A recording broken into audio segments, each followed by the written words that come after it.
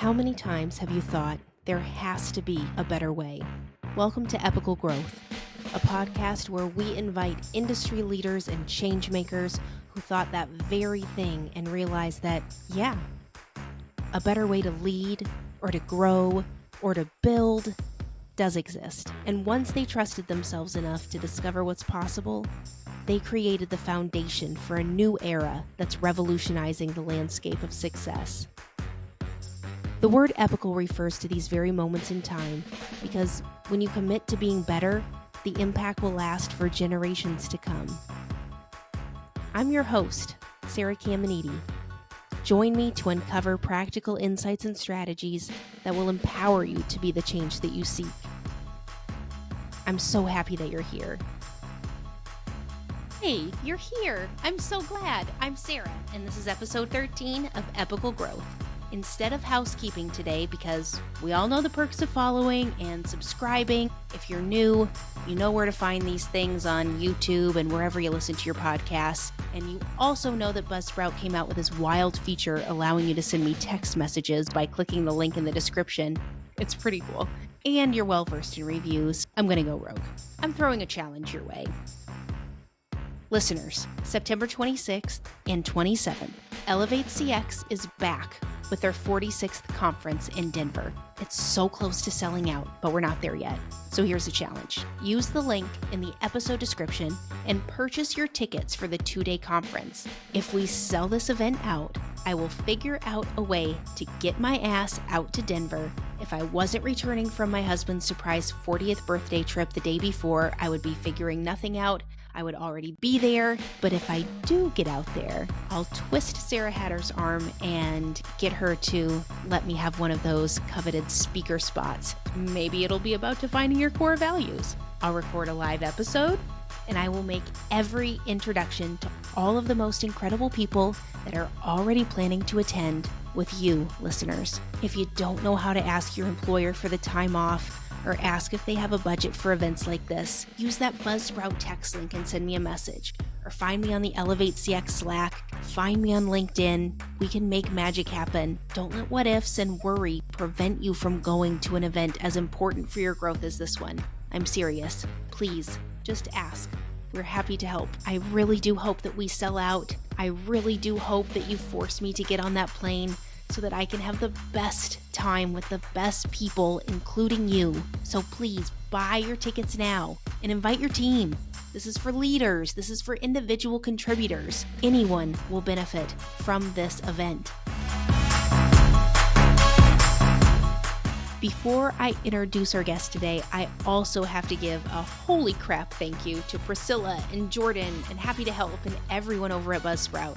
Priscilla sent me a message after recording an episode of Happy to Help asking me for my address, saying she was sending me something for the podcast.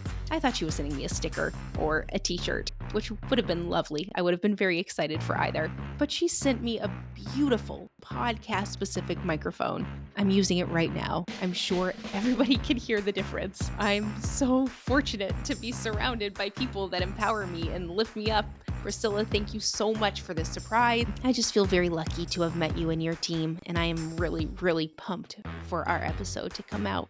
I wish I would have had this microphone, though, when we recorded. Part 2. But hey, speaking of someone who empowers and lifts up those around her, today's guest is a name anyone in the CX space is familiar with. She wrote the Customer Support Handbook. She founded an entire community aimed to elevate the opportunities and lives of those in the customer experience space. She mentors, she encourages, and she shines light on every person that she meets, and somehow she's also managed to crack the algorithm in ways that have me convinced she's some sort of test subject for TikTok. Yeah, I'm talking about Sarah Hatter, founder of ElevateCX, the very event you need to go to. This is going to be the easiest sell after you listen to Sarah talk. I considered not doing an intro for this episode because how do you introduce someone like Sarah Hatter? But I couldn't pass up the chance to yell into the universe how much I admire this woman and how much better my life has been in these short months since Jacqueline Mullen told me to send Sarah a message out of the blue, like reaching out to the founder of an incredible community was no big deal. because that's just who Sarah is. She makes it not a big deal to reach out to her, and she will always find time for those that ask. Some key takeaways from this episode are how important it is to build genuine relationships and find support in the workplace. It's crucial, especially for women. Drop the ego and competition and just allow authentic connections and mutual support to surround you and for you to surround others with. Take risks and be open to new opportunities because it can lead to personal and professional growth that you did not expect. We're also going to talk about how choice and empowerment are key in creating a fulfilling career and taking pride in your accomplishments and allowing yourself to feel good about your work in and out of the support community. You're doing great things and you should really, really give yourself a moment to just appreciate all that you do.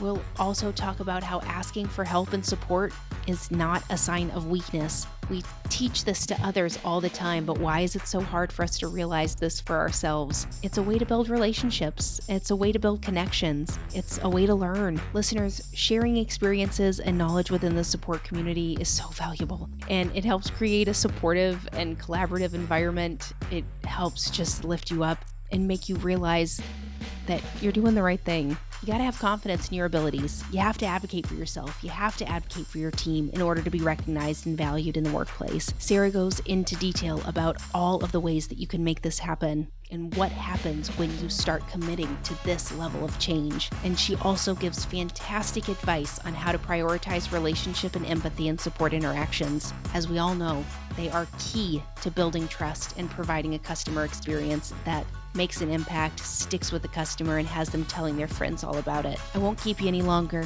I'm really excited for this episode. If you don't know Sarah, I can't wait for you to meet her. This is episode 13 of Epochal Growth with Sarah Hatter. Like a couple weeks ago, he's crushing it, and it's amazing. I'm so proud of him. Well, you're crushing it too. I mean, look at you. Like just a rocket ship out of Mars into our galaxy. Where did you come from? Where are you going? Where have you been? I've been in a hole. I emerged and unexpectedly, like kind of against my will, truly. Right. And then it was like, and I guess I am here, everybody. That's right. That's right. Yeah. And It's great. I mean, wild truly, ride. It's been, but like, I still like think about you and I, like, I feel like I have known you for 15 years. So should we talk about this? How our first conversation? You know what? Let's just dive into the actual podcast and talk about this. So Jacqueline Mullen, who we love, who is the greatest person, I feel like we need to give her name space because she's so amazing. We love her so much. She's such a connector. She's such a supporter, just encourager. She connected us. And I'm not kidding. Like 2 weeks before, I had a conversation with my best friend Trevor, where I was just like, I'm not making any more friends named Sarah. I'm done. I'm done with it because my other best friend for 45 years, I'm not even 45 years, that's not true. She's 40 years. Her name's Sarah, the one I did the Camino with. Oh, okay. And then Sarah Betts is also in support driven. And there's like Sarah. I was working with another girl named Sarah. I've always had to be the person who makes the concession, and I always go by SH because there's always 4 other Sarahs in the room. We had this whole conversation where it's just like, I'm not making friends with people named Sarah. I'm sick of it. And so then I get this invite from someone named Sarah, and I'm like, oh, another Sarah. Great. Okay. Ignore, delete. Okay, whatever. And you were like, can we hop on a call and chat? And, funnily enough, I don't think people realize that is a primary function of my job. My job that I do, this, running Elevate, running this community, my primary objective and function is getting on the phone with people who ask to get on the phone with me. Sometimes I have no idea why. And sometimes it's like a real clear objective. Like they have a question for me. I'm just so open to it that I never think to be like, what do you want to talk to me about? Right. So I can't believe you said yes, truly. I did not think in a million years you were going to. And I just do by default, right? Because I'm so used to it at this point. And I'm realizing now, look at the balloons, right? I'm realizing now maybe I need to have some sort of like qualifier in that since I'm just opening myself up to whatever. But we got on the phone and it was truly one of those experiences where you feel like, have we known each other before? Did we grow up together in a past life? Like, what is the weird connection? Because you would say something about something you had done, and I'd be like, I've done that as well. And then I would say something, and you'd say, I've done that as well. And it was weird stuff. Weird stuff. Not like, oh yeah, I really like to walk down Main Street on Tuesday. No. Yeah, I like long walks on the beach, right? No, it was like I brought up the Camino de Santiago. I had walked the Camino de Santiago last year. And you're like, I walked the Camino de Santiago. And that is unusual, first of all. I've never met someone that's done it. Never. I meet people peripherally, like online, right? Maybe you meet someone who, or I think the most common thing is people who want to do it or know of it and want to hear about it. Like you get that a lot, but it's so rare to meet someone in the wild who has done it. So when you do, it's one of those life experiences that you cannot understand or comprehend until you experience it. And that is not an exclusivity kind of thing or a disinclusion kind of thing. It's just a fact.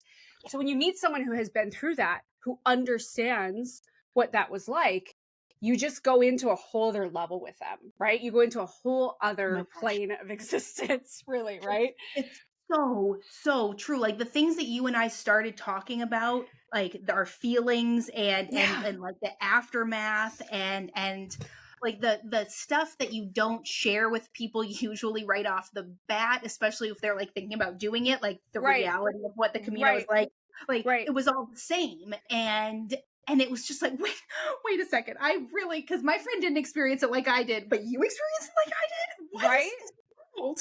Yeah, I mean, it was nuts. And so I think from then, we became such quick friends due to the nature of like our past lived experiences, but also like we were talking about like hopes and dreams.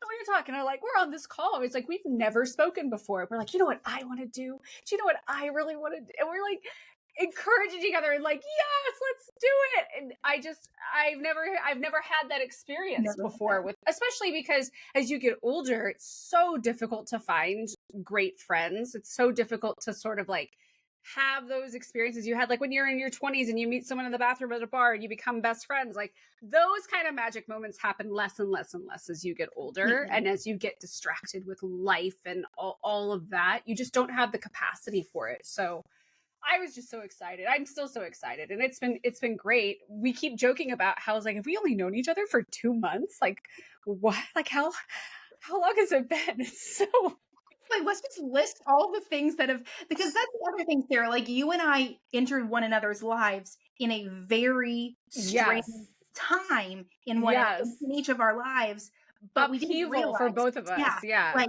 we had no idea what was to come. It was like, we just started to like, we could feel there was something brewing, and each thing that happened kind of connected us in other ways. And we started on this journey of like, the great unknown through these past couple of months, and it has been such a dream, and just I'm so thankful to have you. Me too. It's like I don't know how I could have navigated some of the curveballs, good and bad, over these last few months without you, because you're true confidant, and like, oh my gosh, it's just been a dream.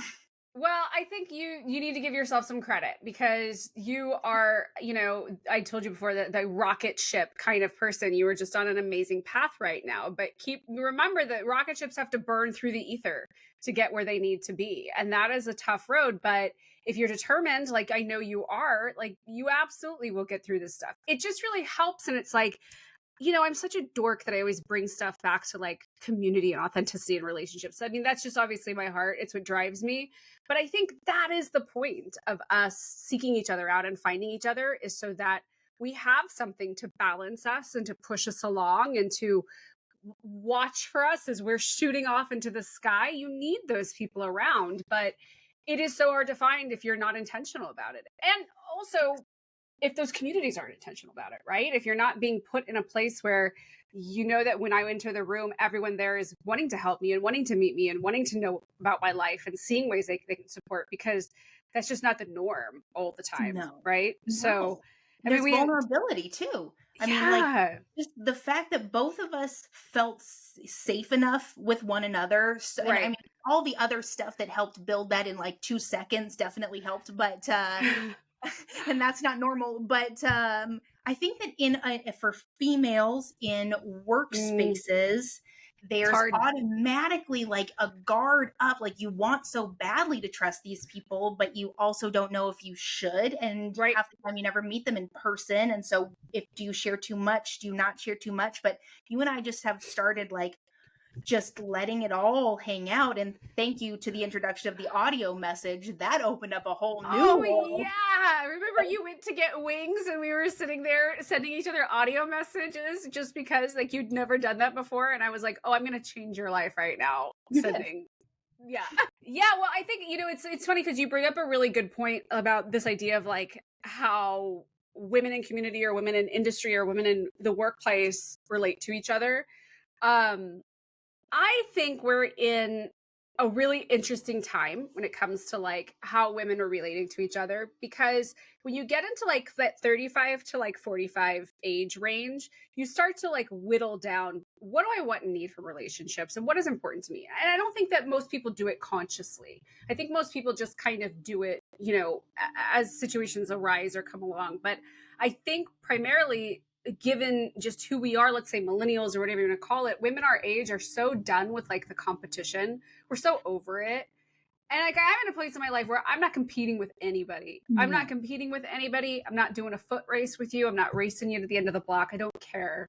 Like I'm in my lane and I'm doing what's great for me and I'm doing my awesome stuff. And that gives me the agency and the space to be excited for your awesome stuff and to like push you along and support you. But I don't want to, I'm not trying to like be side by side comparing notes, that's just where the frustration has been for us in the last 10 or 15 years, especially working in tech, as I have, as you have. It's just a weird world unless you put those guardrails on. You say, well, this is how I want to be. And this is how the example I want to be. And this is what I'm going to let in my life. I don't deal with like that bullshittery of weird competition and ego. And there's so much more we could be doing with our lives. You know what I mean? Oh my gosh. Yeah. Like I've realized I love that you put it into that age bracket because truly it has been once I hit that number of Right. like, and mine ended up happening more outwardly. Like I actually spent time reflecting on my career and the relationships that I have around me and why they exist, and for a number of reasons. But it allowed me to really see my value and what my values are and how those have guided me throughout my life in ways that I didn't anticipate that they would. And now I'm in this place of, okay, well, I'm confident in myself. Like I don't need to continue to level up in such like an intense way. It's like I know where I'm supposed to be and build from there.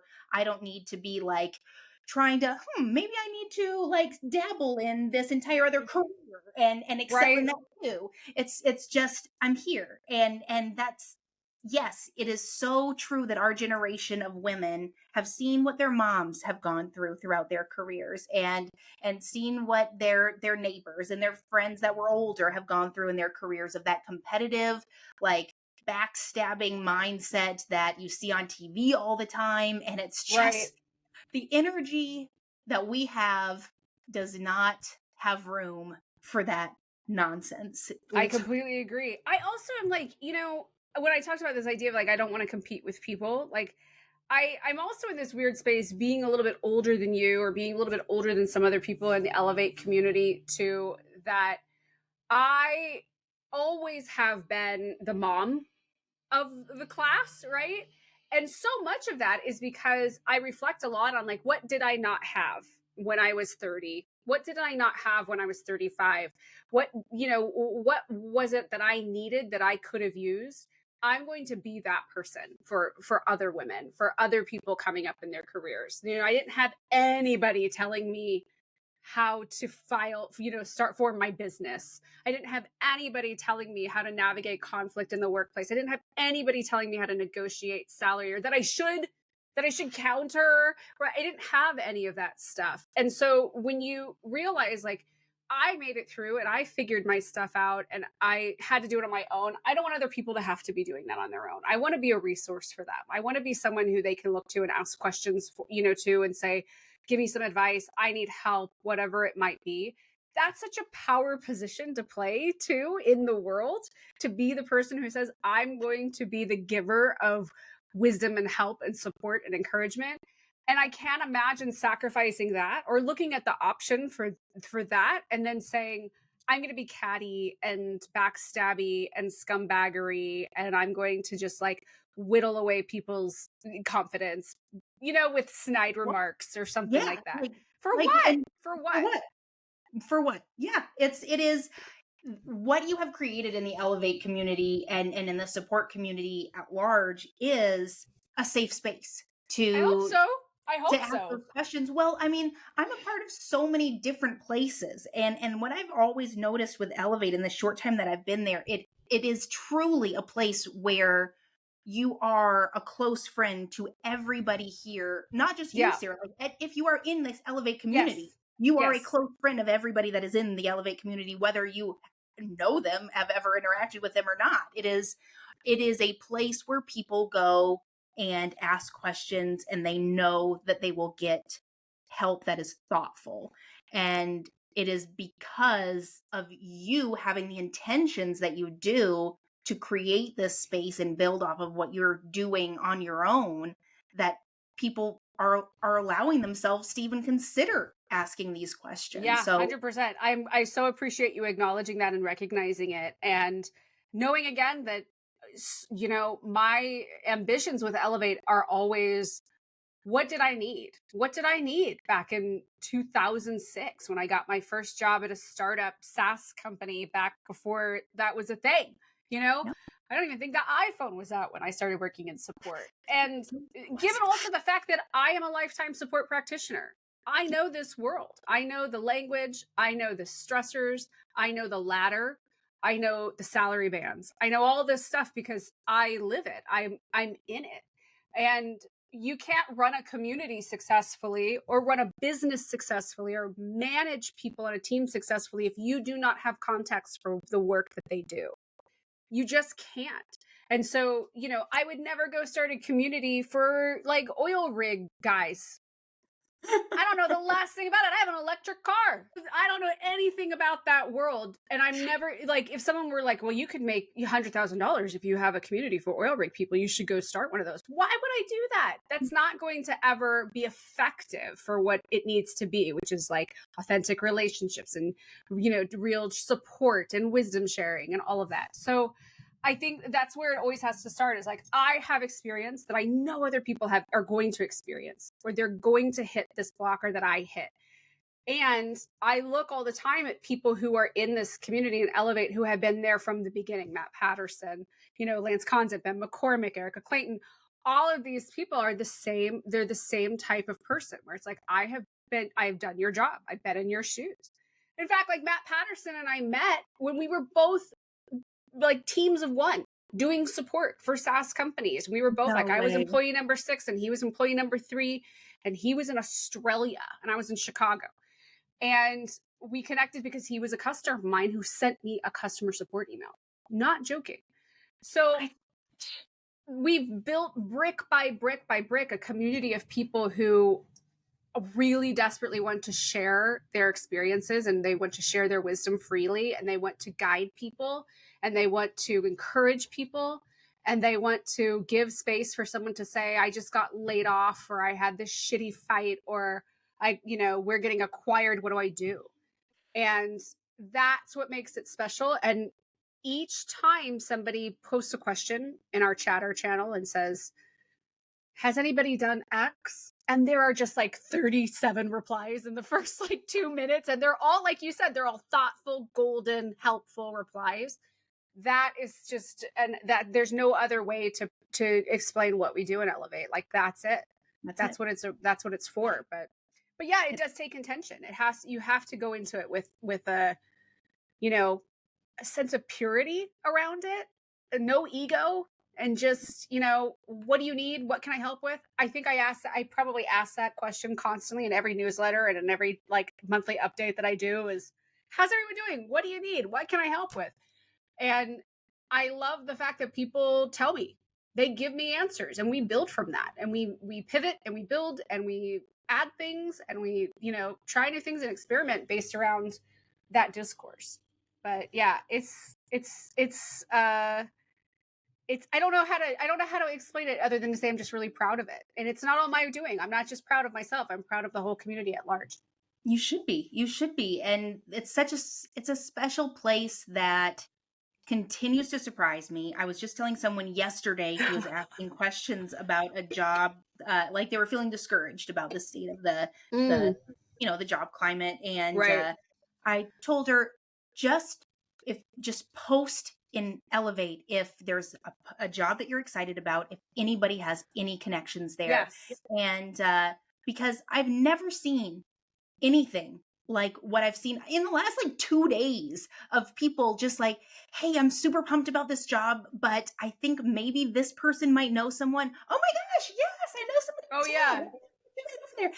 Like, what world is this? And it takes that intention and that continuous thought of, I am here to serve the purpose, and the purpose is everyone should have a chance to be successful, and everyone should feel confident when they are going into their job every day. And there's a little bit of anger and frustration behind it because you don't understand why we are still in a space of ambiguity and lack of information sharing outside of our happy little bubble. But instead of using that to become resentful, it's the mind of a support person at the end of the day. It really is. And it also gets back to what you're saying. You have to drop the ego at the door and just say, I'm going to be bold here and be vulnerable first. And I'm going to hope that somebody's going to meet my vulnerability in a safe way. And we are going to do something together. And the universe really rewards risk. You and I know we've been living this for the past few months, right? Hold on, I need to interrupt you just for a second, Sarah, and just for those that are not watching this video and could not watch me just start to stifle my laughter, because through Sarah and my journey, the universe has played a very pivotal role in just everything in ways that I never imagined were possible. And it is truly a testament to when you're on the right path. Yes. Because 100%. But what's really funny is in context of what, where life has thrown me curveballs in the past couple of months that are just I did not see coming, right? At all, whatsoever. But I did. Because I do think a big part of being open to this, am I on the right path, and give me signs, whatever it is you have to be really in tune with your gut. You have to be really in tune with that space, how your body reacts to situations or certain conflicts or certain confrontations or certain relationships. And I look back and I'm I had an uneasiness. I couldn't settle. I wasn't in a place where it felt right, but I kept driving through, and I kept pushing through, and I kept saying I'm going to be the one who fixes it and makes it happen, and whatever it was. And as soon as you just say, you know what, I am going to just be open to whatever, because I've been fighting and I've been pushing and it's not resolving. You were in the same place, right? Where you're just I need to leave this job. I need to leave this job. I have been the person who has just been doing all the heavy lifting and making all the compromises and making all the sacrifices. And I'm just going to say, security be damned. I'm going to take a risk and I'm going to put myself first. And when you do that, that is such a risky maneuver. Especially in our industry, we're seeing people get laid off constantly. We're seeing people lose their jobs all the time. Yeah. What boldness to just be I'm going to voluntarily leave a very safe situation that provides for me because I don't like it. Right? Yeah. No, right? True. But how empowering it is, empowering it is. To say, I do not need to be in this space anymore. Right. Because I'm not providing the value for the place that I am, that they deserve to have somebody that meets them with their value system and connects with them on that way. And that's okay. They can do them. That's just not my space anymore. And I would be more valuable elsewhere. And Yes. so well, and it's like sometimes you need perspective of that too, because like I said, you know, we're fighters. We're tenacious, and we're not going to give up because it's hard. We are going to fix the situation. But like I remember this one time, my grandma, in 2020, my grandma was, you know, in the middle of the COVID thing. She's recovering from cancer surgery, and I was staying with her as a caretaker because, you know, we had to quarantine together and whatever. She's 94 years old. She's living alone. She has this massive house. It's ridiculous. And in her living room, this great room, she had a recliner that she would sit in and a giant TV all the way over on the other side of the room. And I mean, a long way over. And she's 94 again. It's been there. Remember like the scene in Batman with like Michael Keaton when they're at that big table? Yes. That's what it was like. And it's always been like that. It's just, you know, whatever.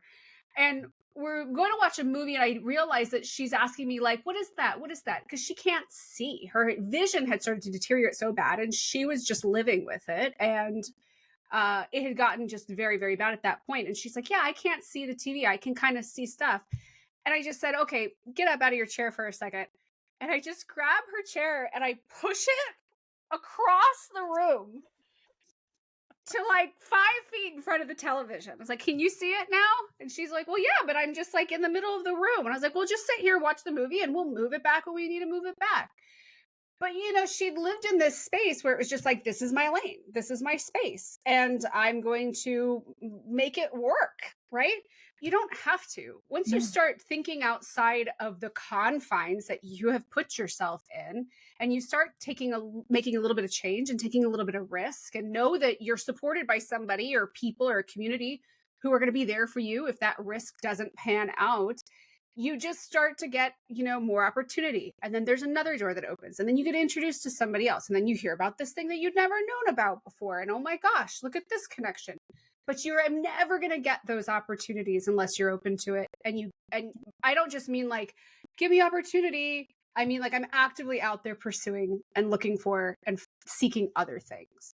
And that is scary. And I don't say that I would never tell someone like, wait until you're not afraid and then go do it. Build up your courage. You know, you just can't. You have to go into it despite that, because the risk and reward value, we always know that math problem is, you know, we know that that's what it looks like. The greater the risk, the higher the reward, right? But it's yes. It's the cool thing about this community and taking those sorts of chances though, Sarah, is how fast you are supported. Like, how the eagerness from other people to just like be in it with you. Yes, like strangers. Like, it is terrifying, yes, when you are thinking about, what is like a social media calendar plan, all of these things, and you're like getting overwhelmed by all of these things that I still would never even dream to understand. And then you're just in it, and you didn't expect to be in it. And then you look around, and it's just like, I have a team. I've got a team. Yeah. And I didn't plan on having a team. And it doesn't take courage, really. At the end of the day, it just takes chance and choice.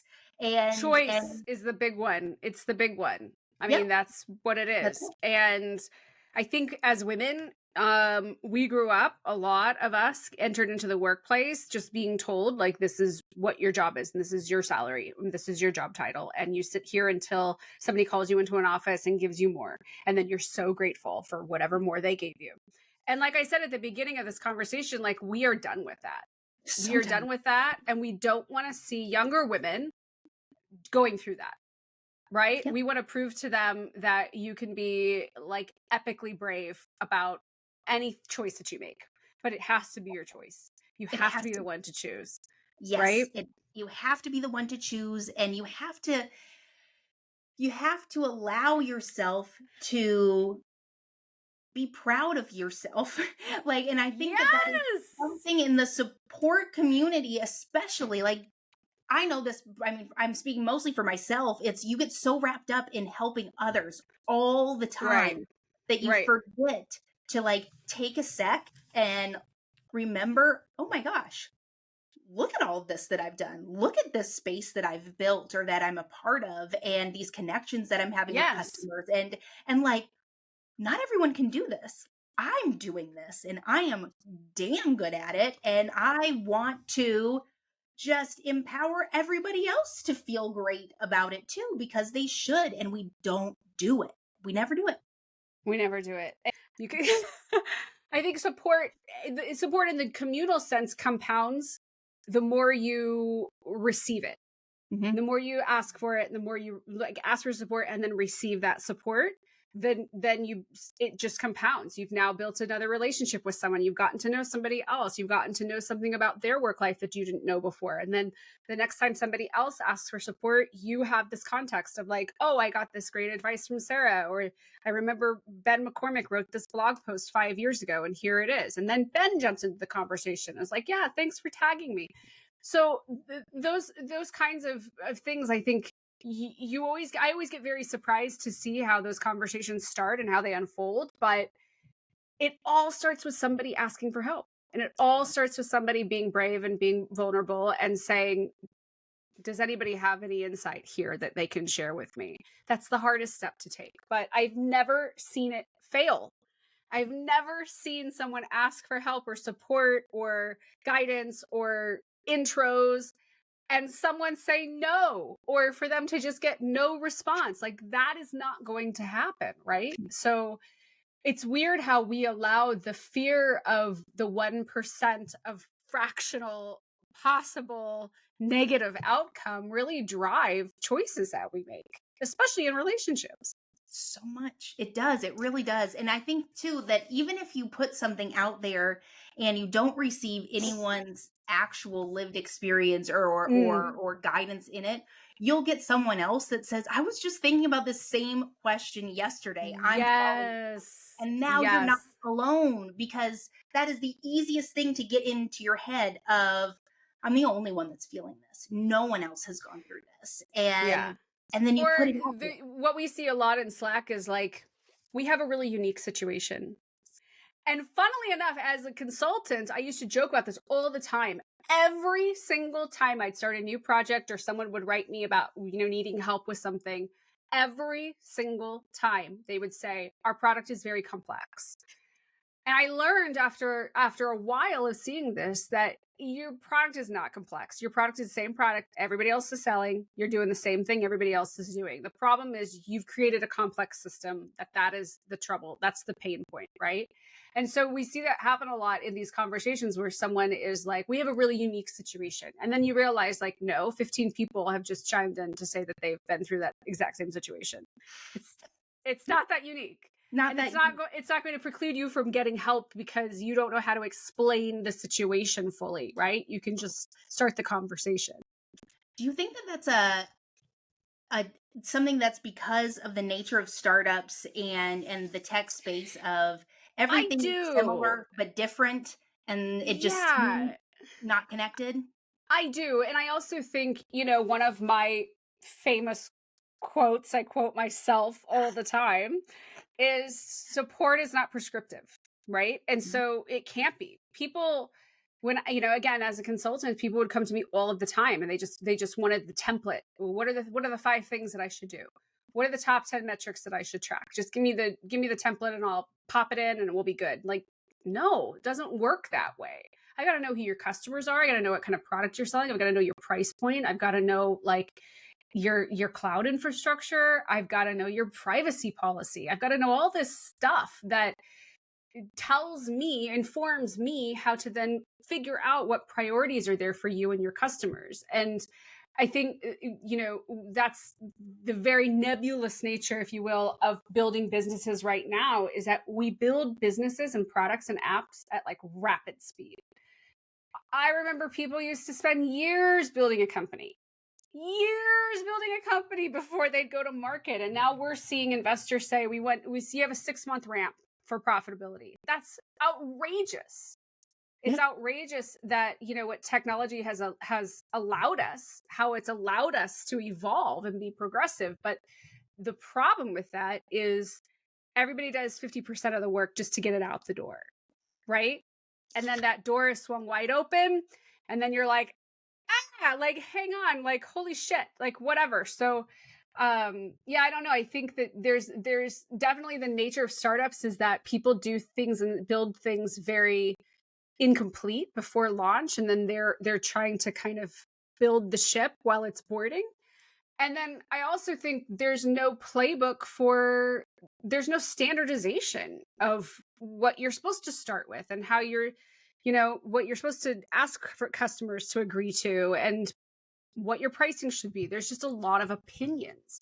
So I think it puts the people in a tough spot, especially when you're in a role that is customer facing and you don't have a lot of voice and agency to push changes to product or pricing or terms.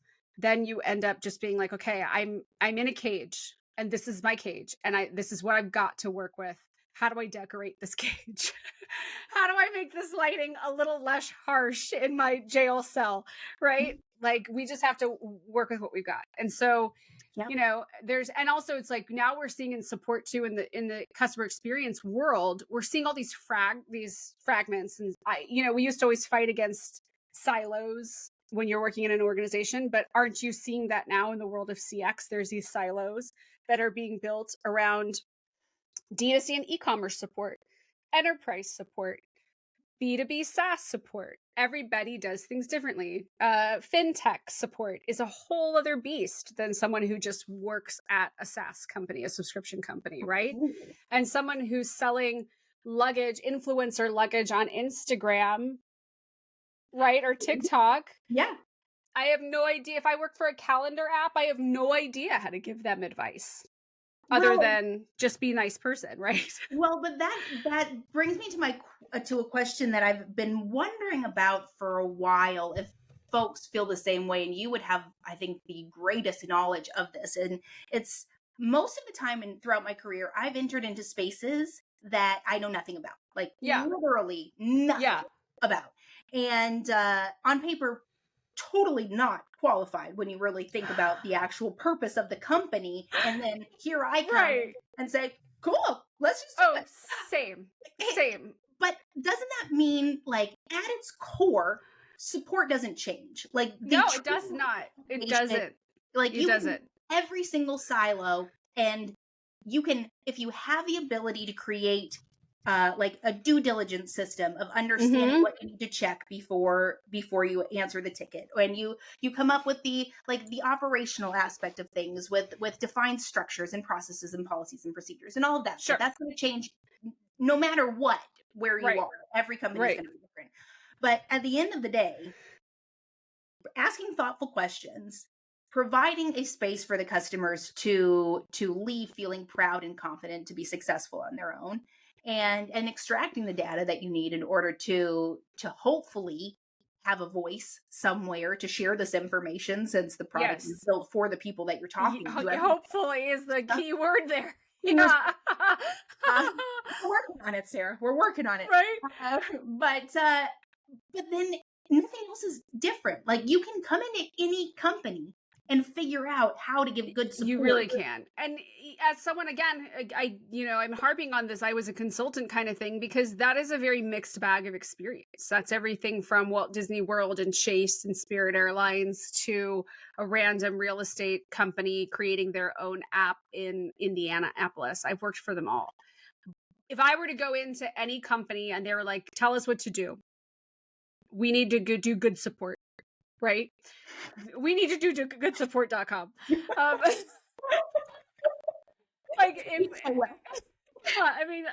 Obviously, right? If it was just a caveman who was like, need good support, I would have a list of things to say these are non-negotiables, right? Start with the most giant, robust, overkill knowledge base that you could ever think about. Every single question, even the dumb ones, even the ones you think are so dumb that if a person asked me this question, I would refund their money and say you shouldn't have access to a computer. those questions, you put in a knowledge base. You start there and you work alongside your product team and every product manager who's like, I think we're going to add this feature and I think we're going to tweak this feature. You watch it like a hawk and you add every single thing with screenshots. You sign up for Launch Brightly so that you don't have to update your screenshots in your knowledge base constantly. It's a shameless plug for them, right? So you start there. You start with, I'm going to have an educated customer right off the bat. Yep. And then the other thing too that you said, the confident customer. How do I build the confident customer? That is, they go to the website. It clearly shows them how to log in. The word is in the upper right-hand corner, right? Just access my account, make it easy. They clearly see from even before they sign up, help, knowledge base, support. They can go through that stuff. They can see tutorials. They can access you.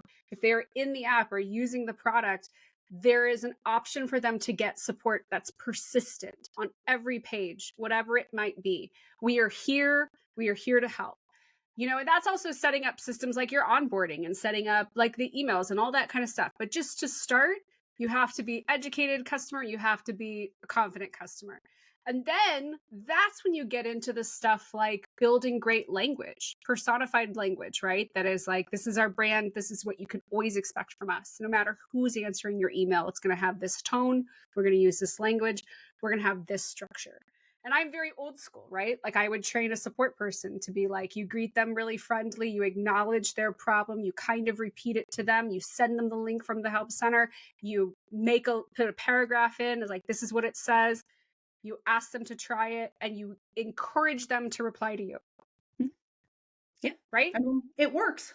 It works. This is just the basic stuff. Yeah. Even just having that first line. And this is one of the biggest things that I preach when I train. You have to start every single email, no matter what number it is on the thread, saying, thank you for reaching out. Thanks so much. Thanks for getting in touch. I'm sorry you're having this issue. Let me jump into it with you and see what we can do. Done. Yep. And I know that, again, it sounds easy to us because we've been doing this for 20 years. Yeah. But it is easy. This is the structure, right? So I'm now, as a consumer and someone who's in their 40s and someone who's addicted to TikTok and TikTok Shop. And also don't forget that I've been laying in bed for the past 5 days, you know, on my deathbed, thinking what last purchases, impulse buys can I make before I expire? I'm reminded daily about the consumer experience and how difficult it is to get people to just like get on board with things, right? Yeah. Still to this day, it's 2024. We've been talking about this stuff for 20 years, at least I have. Yeah. And it's like, it's nuts to me. So when we think about this idea of like, we've all had these problems, we've all had these situations, we've all been the person on the team who's desperately trying to make changes and who can't get through to people how important it is, and we can't get investment from the top, and product is walking all over us and engineering doesn't care. You really have to be the one who's like, okay, I'm going to go back to basics. I'm going to clean up my side of the street. And again, like how many times, well, actually, Sarah, you don't know this because you've never been to an Elevate in person, but I talk a lot about Andrew Rios the first time he spoke at an Elevate. Who doesn't love Andrew Rios, right? I love him so much. I love him so much. He's so wise and he's just such a bro. I love that, right? He's such a dad, but he talked about when he got this job, I don't remember which job it was, but I think it might have been at his last job at Turntide. He put together the Rios patented support report, where every week he would send out this email to the entire company. Yep. That was, here's how many emails we put in, and Sarah is off this weekend because she got married. Congratulations. And we're looking at, this many bug reports on this new feature, but overall customers are really liking it. And here's an email of the week that we got. And he didn't ask permission to do that. No. He didn't even think about asking permission to do that. That's my favorite part of the story, is that he wasn't about it. Like he encourages people to not ask permission. He encourages people, right? And he sent it out to the entire company with that boldness because that's his way of saying, my team is so important. You've got to know what's going on, right? Because if I get buy-in from people when they open up that email and they realize like, holy shit, there's a lot going on. Like, oh my gosh, this team is just like churning through emails, or, oh wow, somebody really, they don't like this feature. All of a sudden you get buy-in, and all of a sudden you get people's attention. And it only comes down to you saying, again, I'm going to keep my side of the street clean. I'm going to do my stuff. I'm going to be the example for me and my team. We're going to set boundaries and standards. And if that's how I get the rest of the team on board, then yeah, that's how we're going to do it. But we're not going to ask permission to be seen. We're not going to ask permission to come to the meeting, or can you guys give me a breakdown of what happened? No, we're not going to do that. Right. No. We did that. It didn't work. That's why everyone is like stuck with shitty support practices now, right? Oh my goodness. Yes. So like, then one of the things that I love that you brought up was that you, that through that support report, he showed his team that he knew their value. Yep. And also it didn't put, this is something that has been driving me nuts, that I've been hearing over and over again from so many people across industries, like not just in CX, but it's this, it puts like putting the responsibility on the ones that are not included to build those relationships, like spend all your energy like trying to like become just part of their circle. And it's like, no.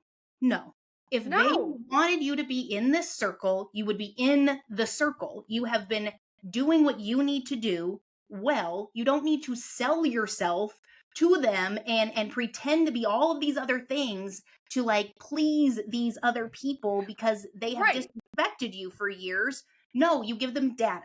And also, why is it the story was always, you gotta get a seat at the table. Support needs a seat at the table. Hey, here's how to get say that all day long. Like, no, but Sarah, listen, I get it too. I get it, Sarah. I don't disagree with it. But why is it that other tables that I'm fighting to get to? Why aren't people fighting to get to my table? Oh, I love that one. That's a hot take. Why isn't product fighting to get in the room with the support people and attend our all hands and listen in?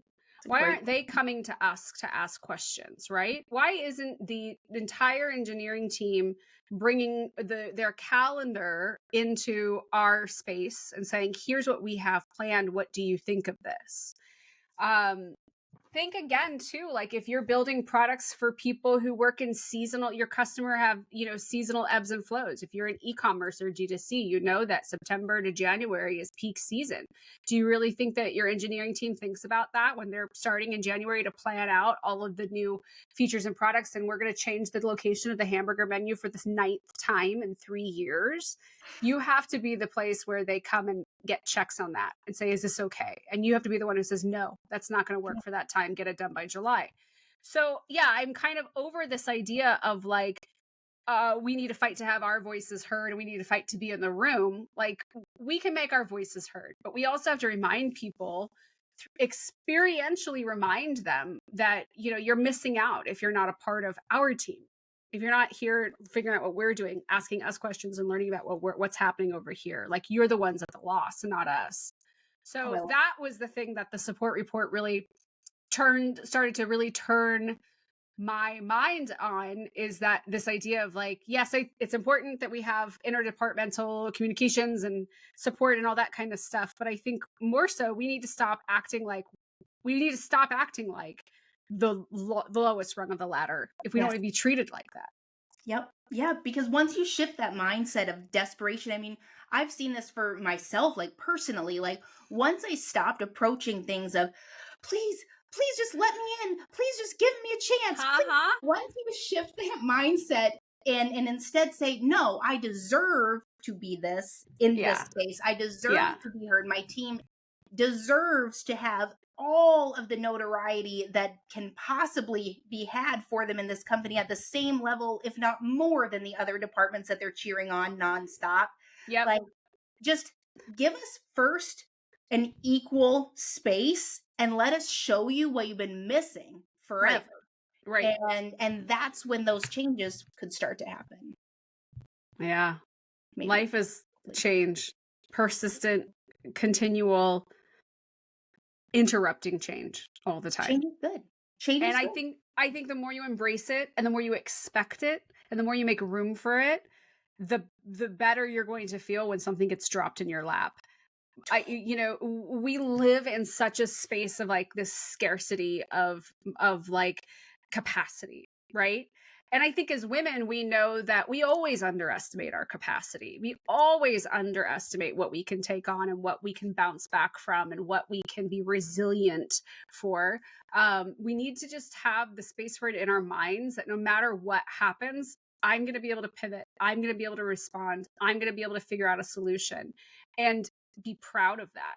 And that's not just, for women in the workplace. I think that's for people in support, knowing what we know is that the ideal scenario is we are equals in a world, right, where CX is the big umbrella that everybody falls under. But we know that's not the truth. We know that's going to take time to get to, and it's going to take us fighting for it, and it's going to take us being persistent. But if you have space in your mind that something's going to go wrong, something's going to be hard, I'm not going to know the answer, and I'm going to need help, then when that time comes, you aren't shattered by it.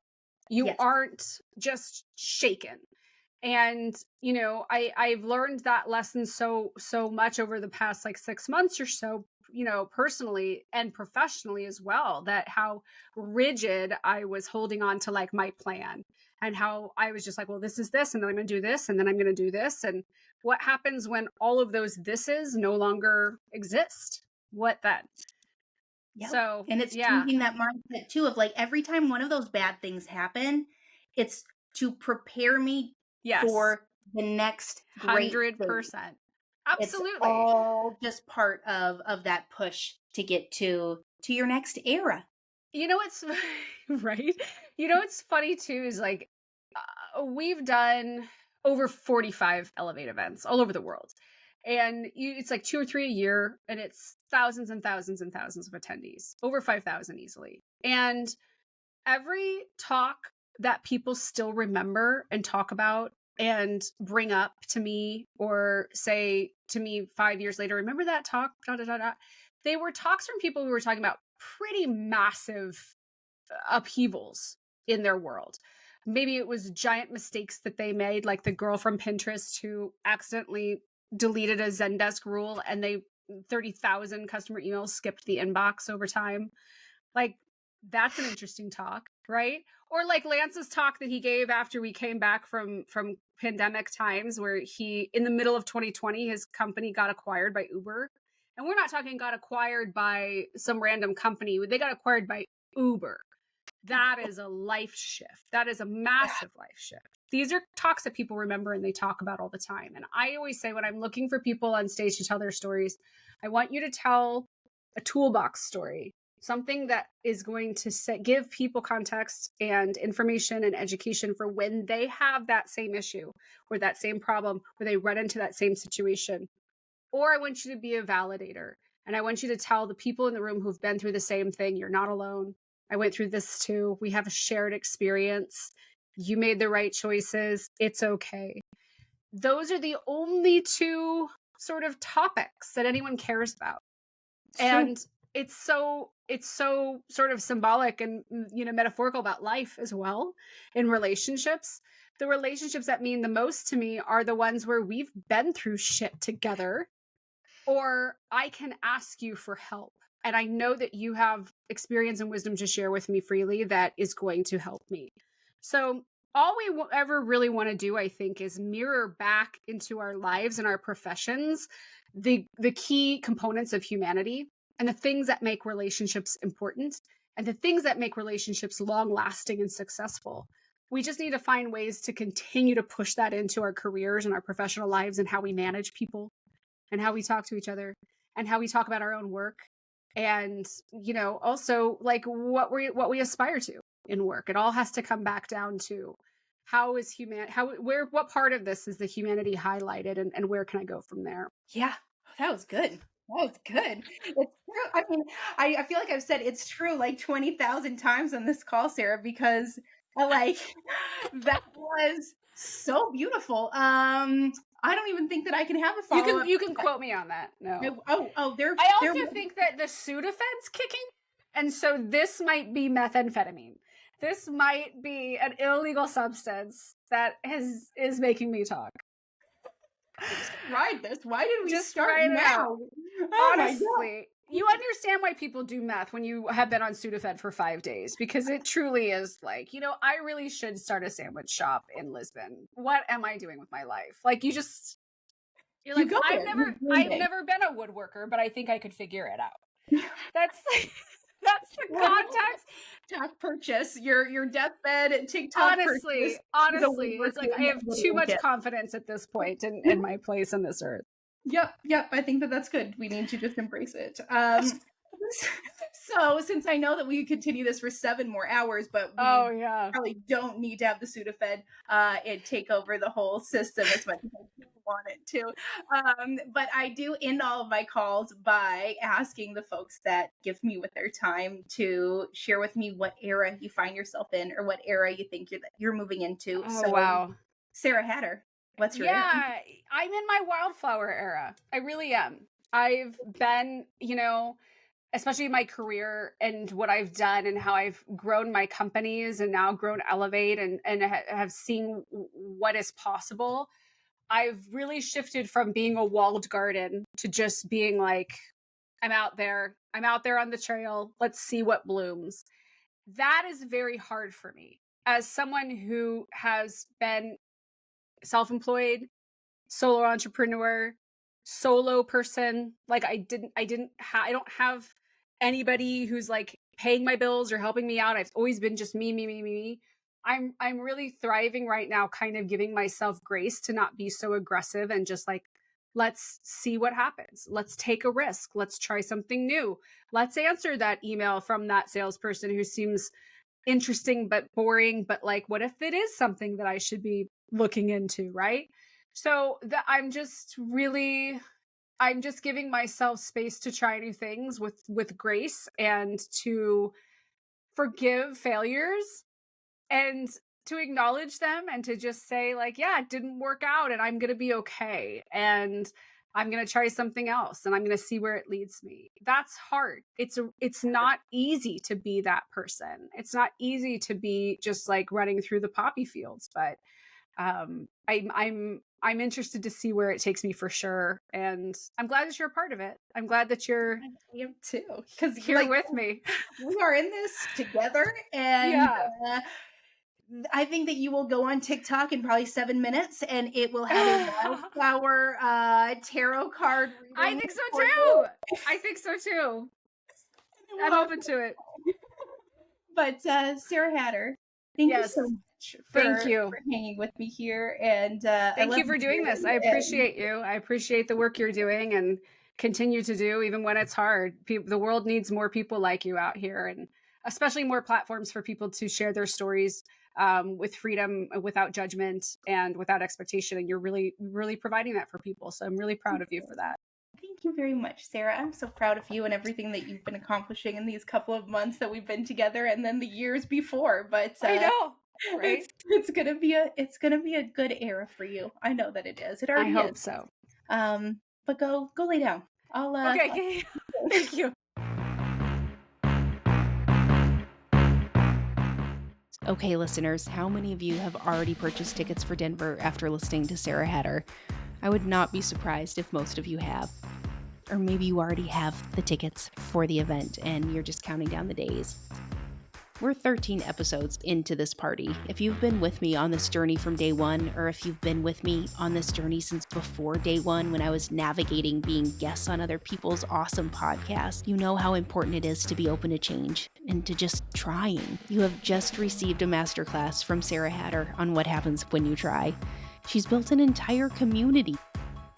So if you've ever been on the fence about trying and trusting your gut and seeing what happens, listen to this episode again, because this is someone that, even if she had fear inside of her, she said, screw it. She did it anyway, and look what happened. She did it because she knew that it needed to exist. She wasn't doing it for fame. She wasn't doing it for ego or for fortune. She was doing it just to celebrate the people that are around her. We are so lucky to have Sarah Hatter in this community. We are so lucky for ElevateCX, and now we're in this really cool space where it's being run by the community. It has entered into a new era of its own. It's not all falling on Sarah's shoulders to maintain and grow and empower. She's created this foundation that's beautiful and special and kind and thoughtful.